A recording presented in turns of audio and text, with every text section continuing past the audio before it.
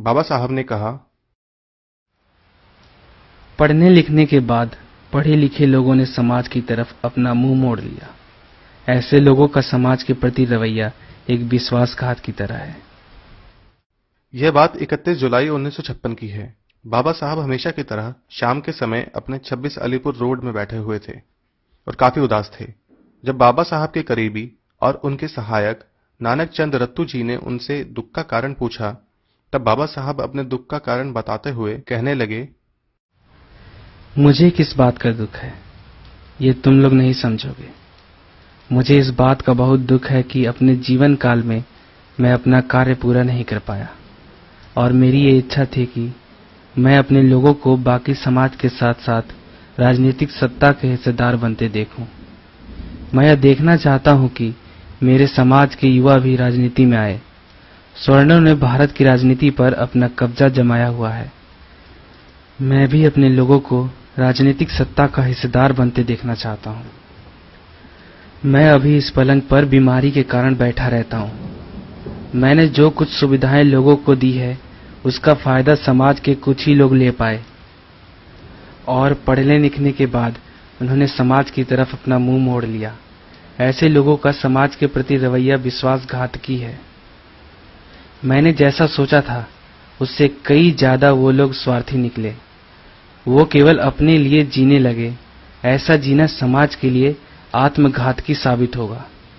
मैं हजारों लाखों लोगों तक मेरा काम पहुंचाना चाहता था जो आज भी भारत के अलग अलग राज्यों में देहातों गांवों में रहते हैं, जिनकी आज भी आर्थिक और सामाजिक स्थिति वैसी ही है जो हजारों सालों से रही है।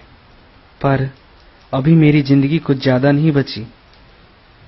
मुझे मेरे जीते जी मेरी किताबें बुद्ध एंड हिज धम्मा और revolution of counter revolution in ancient India, riddles of Hinduism का प्रकाशन करना था, मगर मेरे जीते जी ऐसा मुमकिन नहीं लगता।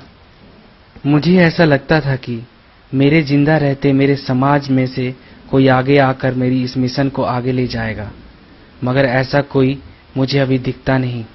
जिनके ऊपर मुझे भरोसा था, विश्वास था, वो लोग सत्ता के लिए आपस में लड़ रहे हैं। वो लोग ये नहीं समझ रहे हैं कि कितनी बड़ी जिम्मेदारी उनके ऊपर है। मुझे और कुछ साल इस देश और इस समाज के लिए काम करने की इच्छा थी, मगर अब जिंदगी ज्यादा बची नहीं। मौजूदा हालत में देश के विकास पर अपना मत रखना बहुत ही मुश्किल हो रहा है, जहां पर लोग प्रधानमंत्री के विचारों के खिलाफ जाने को तैयार नहीं है, फिर वो देश और समाज हित के लिए कितना ही फायदेमंद क्यों ना हो। और मैंने जो कुछ हासिल किया है वो खुद की बदौलत हासिल किया है। ऐसा करते वक्त मुझे ढेर सारे लोगों के विरोध का, खास तौर पर समाचार पत्रों का खासा विरोध सहन करना पड़ा। और आज जो ये काफिला यहाँ तक आया है वो काफी संघर्ष और मेहनत से मैं ला पाया हूँ।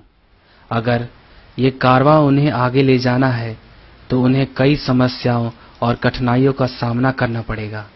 अगर मेरे समाज को आत्मसम्मान से जीना है तो ये संघर्ष जारी रखना पड़ेगा। अगर उन लोगों से ये संघर्ष नहीं होगा तो उन लोगों से कह देना कि ये काफिले को यहीं छोड़ दें, इसे किसी भी हालत में पीछे नहीं जाने दें। हो सकता है ये मेरे जीवन का आखिरी संदेश हो, पर मेरे इस संदेश को मेरा समाज नजरअंदाज नहीं करेगा, ऐसी मैं आशा करता हूँ। जाओ नानक जाओ, मेरा ये संदेश मेरे समाज के लोगों को पहुंचा दो। जाओ।